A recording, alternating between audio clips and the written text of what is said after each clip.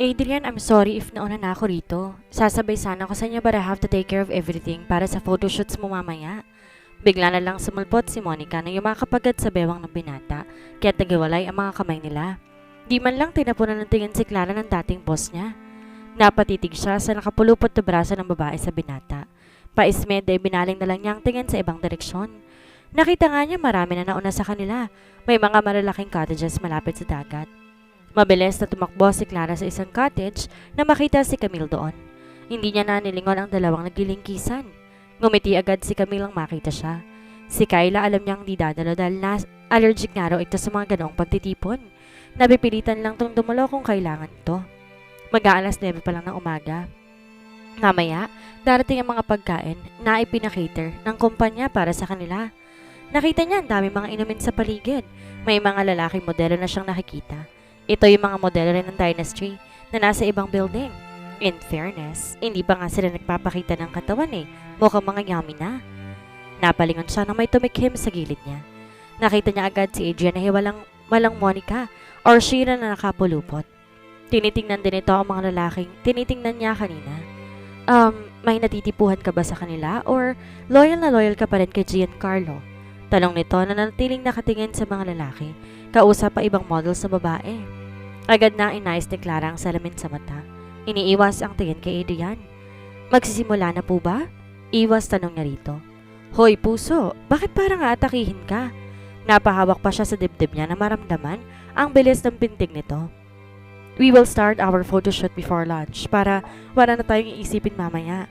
3 models lang naman ang kukunin natin. Be ready in 10 minutes. Sagot nito at umalis na sa tabi niya. Saka lang niya ito nilingon nang naglakad na ito papalayo. Sukbit na pa nito ang camera at dumiretso na sa umpok ng mga models sa baybayin na naka-2-piece swimsuit na. May nakikita rin siya mga gamit doon na gagamitin yata nila sa pictorial. Nagpaalam muna siya kay Camille at saka iniwan ang bag na dala nito. Agad sumunod na siya sa pinuntahan ni Adrian. Narinig pa nito nagbibigay ng instruction sa isang model. May nakita rin siyang mga 4 na lalaki, naka-swimming trunks, kasali yata sa photoshoot. Napakurap-kurap pa siya na mapatitig sa mga namumukol sa gitna ng hita ng mga lalaki. Ganon ba talaga ang normal na size ng ano? Napatakip pa siya ng bibig habang parang kinukumpara ang sizes ng mga bukol ng 4 na lalaki. Claire! Tawag ni Adrian na parang naiinis. Kanina pa yata siya tinatawag nito. Will you stop staring at her thing? Kunot na kunot ang noon nito nang pagsabihan siya. Bawal pala yun? Bigla, tinanggal ni Adrian ang polong suot nito, tsaka basa na lang itinapon sa buhangin. Nanlaki ang mga mata niyang napatitig siya sa mga abs nito at moba sa shorts nito. Tanggalin mo rin kaya yan, Adrian. Napalunok si Clara at wala sa loob na pinulot ang polo nito sa buhangin. Nasanay kasi siyang tagapulot ng mga damit na itinatapon ni Monica dati. Now kindly assist our models, female models. Diniinan pa nga nito ang huli nitong sinabi. Tumango siya habang hawak-hawak pa rin ang polo nito at tumalikod na. Lumusong ang isang model na babae at 2 lalaki sa dagat hanggang sa bandang tuhod na nila ang tubig gaya ng instruction ni Adrian. Naatasan siyang magsaboy ng tubig dagat sa mga ito bilang effects. Magbihis ka na muna, mababasa ang suot mo, Claire. Sigaw ni Adrian nang papalusong na rin sana siya sa dagat. Okay lang po, sagot niya na hindi nito nililingon. Nang nasa gilid na siya na isang model na lalaki, inintay niya na ang go signal ni Adrian. Nakita rin niyang nasa katabing gilid naman ang assistant ni Monica para magsaboy din ng tubig doon. Nang akmang ilulublob na niya ang 2 kamay sa dagat, ay saka niya napansin ang polong hawak. Patay, bakit niya ba dala yun? Humahalimuyak pa naman ang pabango ni Adrian sa polo. Gustong gusto tuloy niyang idikit sa ilong at samuyhin iyon. Ready? Biglang sigaw ni Adrian sa kanila. Hindi niya tuloy alam kung saan ilalagay ang polo. Sinubukan niyang ilagay iyon sa ulo para pang talokbong, pero parang lilipad lamang yun ng hangin. Sumagot na ang mga models na ready na sila kaya wala na siyang ibang maisip gawin sa polo ni Adrian kundi isuot iyon. Nagbigay ito ng go signal kaya't yumuko na siya at tilublob na ang mga kamay sa dagat para handa ng mangsaboy. Hindi niya alam kung gaano katagal lamang silang nakaantabay doon ng assistant ni Monica para sa iba pang gagawin nila habang kinukuha na ng pictures ni Adrian ang mga models. Pagkatapos ng mga ito ay may iba na naman ang pumalit at binigyan sila ng isang mahabang tela na manipis na hahawakan nila ni Carla. Kailangan na ring lumusong ni Adrian para kunan ng malapit ang picture sa mga models. Bago ito lumusong sa tubig, tinanggal nito ang suot na shorts. Iniwan ang blue swimming trunks nito. OMG! Mas malaki ang bukol na nakikita niya sa gitna ng mga hita nito. Sunod-sunod ang ginawa ni Clarang paglunok, lalo na nang palapit ito ng palapit sa kanila. Nagsimula na itong pumindot uli sa camera na nakasukbit sa leeg nito. Nagkanya-kanya rin ang pose sa mga model sa sinusunod ang utos ng binata. Siya naman ay nakapagkit lang yata ang mga mata sa bukol nito sa ibaba habang nakanganga. Di hamak na mas magandang pagmasan iyon. Kahit nakalublob ang mga paa niya sa tubig, kakatwa namang kumalat ng init sa buong katawan niya na nagsisimula sa mukha niya. Last na raw yung kinukuha ni Adrian at matatapos na sila. Gaya nga ng sabi nito, madalian lamang ang pictorial dahil di pa naman yun ang official na ipapakita sa ads ng The Finest Corporation. Clara! Parang naiinis na sigaw ng kasama niya. Kanina pa pala siya tinatawag ng babae. Aha? Baling niya rito. O matras ka konti, sabi nito habang hawak pa rin nila ang telang nagsisilbing background ng mga models. Umatras nga siya. Nasa pinakalikod sila at hanggang bewang na nga nila ang tubig. Bigla'y parang may naapakan siyang malaking bato sa pag-atras niya, kaya't na out of balance siya.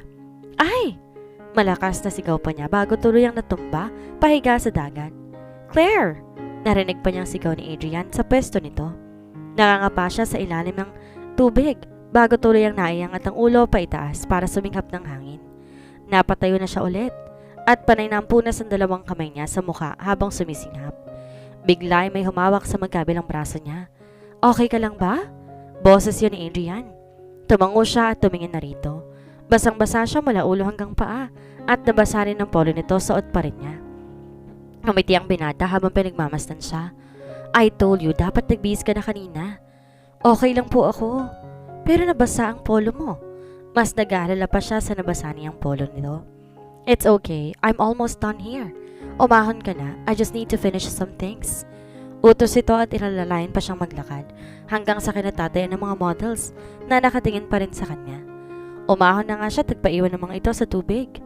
Nakalayo lang rin naman siya sa buhangin at yakap ang sarili na hinihintay matapos ang pictorial para siguro siyang basang sisiw doon.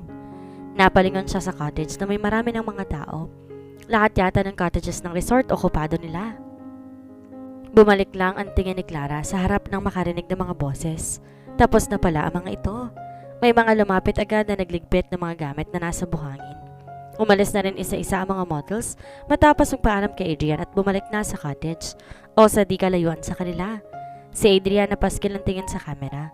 Sila na lang dalawa ang nandun. Hindi naman siya po pwedeng umalis nang hindi pa nito sinasabi.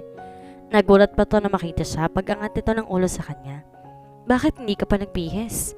Baka kasi may ipag-uutos pa kayo. No, wala na. Magbihis ka na, lalamigin ka na niyan. Magsuot ka na ng panligo mo. Utos nito. Tumango siya at sa kanya naalala, natanggalin ang polo nito. Lalaban ko na lamang ito. Kanina pa talaga siya iwas na mapatingin sa katawan ng binata. Akin na, ipapalaundry ko na lang sa staff dito. Alanganing inabot niya ang basang polo ng binata. Nagpaalam na rin siya dahil nanonood na sa balat niya ang hangin. By the way, lahat ng room sa resort naka-reserve na sa atin. Halos lahat nakagroup na sa iisang room at pumunta na lang dapat sa reception desk para malaman kung saan sila naka-assign. If you want to put your things here, pumunta ka na lang din sa reception area to get your key. Doon ka na rin magbihis. Sabi nito bago siya tuluyang umalis. Okay, salamat. Pumunta muna si Clara sa cottage at kinuha ang mga gamit. Wala doon si Camille at nakita niyang nasa ibang cottage ito at nakikihalubilo sa ibang models. Kinuha niya ang bag at pumunta sa reception area na nasa may likuran ng mga cottages. May nakita siyang malalaking buildings na mukhang apartment style sa medyo kalayuan ng cottage nila. Doon yata ang mga rooms na po pwede nilang matulugan mamaya. Ibinigay ng babae sa kanyang room number at ang susi nang sabihin niya ang pangalan dito. Ilan po kami sa isang room? Naisipan niyang itanong. Tinignan nito ang listahan. Wala ka pong kasama, ma'am. Nasa exclusive room ka po. Katabi mo po ang mga rooms ng mga deluka. Nagtataka man, nagpasalamat na rin siya. Itinungo ang tinuro nitong direksyon. Nakita niyang nakahiwalay nga ang room niya sa malaking building sa gilid. May mga 5 rooms ang naan doon. Pumasok siya at nakita niyang kasing laki yun ng kwarto niya sa bahay ng mga deluka. Inalagay niya ang bag sa kama at kumuha ng maisusuot doon. Kinuha niya ang one piece na kulay orange na bigay ni Camille. Sinuot niya yun kahit nag-aalangan. Tama nga lang ang size nun sa kanya pero hindi niya tinignan ang sarili sa salamin habang suot iyon. Dinoblehan niya yun ng manipis na white shirt saka shorts na nagpastuhod. Nag-swimsuit ka pa? Sigaw ng utak niya. Saka lang siya tumingin sa salamin. Lumabas na rin siya kaagad. Bumalik na siya sa cottage at nang malapit na doon ay saka siya natigilan. Shete, siya lang ang naiiba. Naka-swimsuit ang lahat ng walang tabing. Halos lahat pa nga nang nandun tupi sa mga suot. Siyempre kasi nga model sila. Nakita niya pati si Carla na assistant ni Monica naka one-piece swimsuit. Si Mrs. De Luca lang yata ang hindi, dahil hindi ito maliligo ng dagat. Ang nurse nito naka-swimsuit din. Halos wala pa nga natatakpan na pare itong star sa mga video at hindi nurse. Clara, akala ko umalis ka na para magbihis. Salubong ni Camille sa kanya. Nagbihis na nga ako. What? Asan yung bigay ko? Here. Pinakita pa niya ang strap ng swimsuit na suot sa ilalim ng t-shirt. Oh, okay. Tatanggalin mo yun mamaya kapag naligo na tayo, right? Hindi siya sumagot sa kaibigan. Saka naman tinawag ng lahat para sa lunch nila. Kanina pa pala nakaready yung mga pagkain sa malaking mesa na nasa harap ng mga cottages. Inilibot ni Clara ang paningin pero hindi niya mahagilap si Adrian at kahit si Giancarlo. Si Mrs. De Luca na natiling nakaupo lang pagkatapos itong magbigay ng konting speech ng pasasalamat sa lahat. Katabi niya si Camille habang kumakain nang dumating sila ang magkakapatid. May bigla ang video conference pa lamang ito kanina. Nakasuot na ng white shirt si Adrian at suot na ulit nito ang shorts kanina. Alangan naman naka-swimming trunks to habang may ka-video conference. As usual, dikit na naman si Monica kay Adrian na parang digya. Inilibot ng binatang paningin at nang makita siya, nagtataka pa tong napatingin sa suot niya. Hindi niya lang pinansin na nagtatanong nito mga tingin na ay pinagpatuloy na ang pagkain. Sa kabilang banda, masaya nagtatampisaw na sila sa tubig at kasama niya ang kaibigang models din ni Camille na kilala na rin naman niya. Nakatupis bikini ang mga ito. Hindi talaga siya napilit ni Camille at tanggalin ang ipinatong niyang shorts at shirt sa ibabaw ng swimsuit na suot. Tinanggal muna niya ang salamin sa mata at iniwan sa cottage dahil kapag sumisid tiyak na mahuhulog yon sa ilalim ng tubig. Mabuti nga na matumba siya kanina, mabilis na hawakan niyang salamin sa mata para wag mawala. Parang instinct niya na yon. Nang umahaw na silang lahat sa tubig, nagkanya-kanyang dapa naman sa buhangin ng mga models. Naratiling nakatayo lang siya at tinitingnan ng mga ito. Mukha talaga siyang alalay ng mga to. Lagyan ko kayo ng sunblock lotion. Alok na lang niya imbes tumunganga. Nakakaya naman dumapa rin siya, katabi ng mga babae. Magmumukha siyang basurang napadpad sa baybayin. Oh, thank you, Clara. Nakangiting sabi na isang model.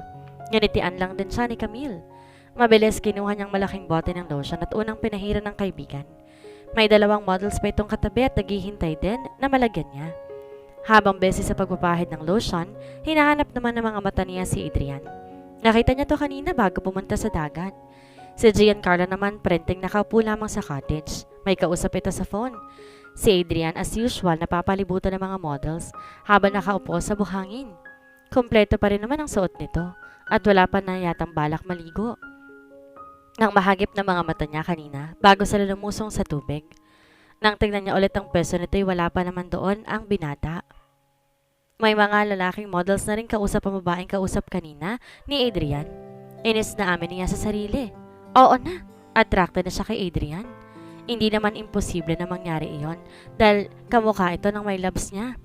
Bakit hindi ka pa rin gumagawa ng hakbang para magustuhan ni Giancarlo kung marami ng opportunities na ibibigay sa'yo? Remember, aalis ka sa buhay nila kapag hindi ka nagtagumpay. Lalo na kung mapagpasyahan ng lola ng mga ito na i-level up ang pagiging malapit ng isa sa mga kambal sa'yo. Ipinilig niya ang ulo sa isiping iyon at sinapok niyo ng mahina gamit ang lotion na hawak niya. Lumipat siya sa tabi ng huling model at pinahiran din niya ng lotion. Nakita niya nakapikit ang mga ito. Malipit nang mag-alas 4 yun ng hapon. Pagkatapos nilagyan ng mga ito ay tumayo na siya, bit-bit pa rin ang lotion. Pasimple naglakad siya nang patingin-tingin sa mga models, lalo na sa mga lalaking models na ngayon lang nakita. Ang sarap sa mga mata nito. Pumunta si Clara sa malayong parte. Dagat, kung saan wala na siya nakikita na nakakalat na models. Nahihiya siyang madikit sa mga ito. Madali kasi siyang makita kasi siya ang naiiba. Pabagsak na umupo siya sa buhangin nang makakita siya ng magandang pwesto, malayo sa karamihan. Binuksan niyang lotion at tagay na rin sa braso. Pinikit niya ang mga mata habang ini-imagine na nakasuot din siya ng bikini. Ginaya niya pa ang maarteng kilos kanina habang naglo-lotion ng sarili. Na-carried away yata siya, talagan niya rin ang leeg habang nakapikit pa rin. Tinanggal pa ni Clara ang tali sa buhok. At tinayaan na liparin ng hangin ng mga hibla ng buhok niya na para dagdag effect pakiramdam niya. Sexy sa mga oras na yon. I should have brought my camera with me and captured the moment. Agad na napadilat siya na marinig ang boses ni Adrian. Nakita niya agad ang nanunodjong mukha ng binata na ipinorma pa ang mga kamay nito na parang kinukuhanan siya ng angle. Uminit na naman ang pisngi niya. Ito talagang mokong na to, basta na lang sumusulpot. Bulong niya sa sarili.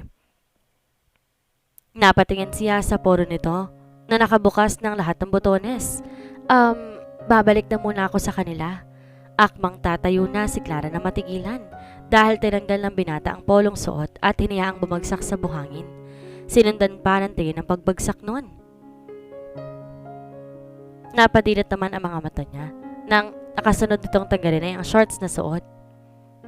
Mas nakita niya tuloy na malapitan kung ano ang nakakulong sa gitna ng mga hita nito na bumabakat doon sa swimming trunks niyang suot. Naparunok siya tiniiwas sa mga mata sa tanawin iyon. I saw you applying lotions to them. Can you also do that to me? Anang binata na basta na lang dumapa sa tabi niya. Di siya agad nakakilos. Nakatitig lang siya sa malagrik god na katawan ng binata. Claire, paanas na tawag ni Adrian. Natagilid ang mukha nito sa kanya at nakapikit. Shete, narinig kaya nitong sobrang lakas ng kabog ng dibdib niya? Kumilos siya at lumuhod sa gilid ni Adrian habang nanginginig ang mga kamay na binuksan ng lotion. Naglagay siya ng konti sa isang palad niya. Alanganing idinikit niya ang mga kamay sa balikat nito. Pumikit pa siya nang hinihintay na sumayad ang mga kamay niya sa balat ng binata. Gosh, para siyang kinuryente. Muntik pa niyang bawiin agad ang mga kamay na dumikit na sa katawan nito.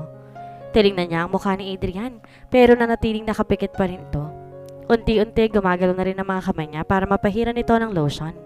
Dama niya ang matikas na muscle sa braso nito habang pinapahiran niya yun ng lotion. Mabuti lang napigilan niya ang sarili na pisilin ang mga iyon. That feels good, Claire? Medyo bumulong pa si Adrian ang sabihin iyon. Naiskandalo ang tenga niya sa mahinang bulong nito. Hoy Adrian, para namang inaano kita kung makabulong ka dyan.